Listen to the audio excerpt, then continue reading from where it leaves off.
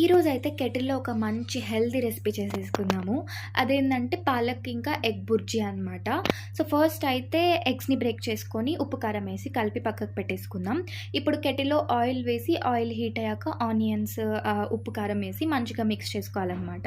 ఇది కొంచెం ఫ్రై అయ్యాక గుడ్డు వాళ్ళ మమ్మీ మసాలా కూడా వేసేసి మంచిగా మిక్స్ చేసుకోవాలి. ఆనియన్స్ బాగా ఫ్రై అవ్వాలనమాట. దాని తర్వాత మనం పాలకూర మంచిగా వాష్ చేసి పెట్టుకొని ఉంటాం కదా, అది ఇందులో వేసి ఒక 2 మినిట్స్ అలా ఇలా తిప్పితే ఎక్కువ ఆకుకూర తక్కువ అయిపోద్దనమాట.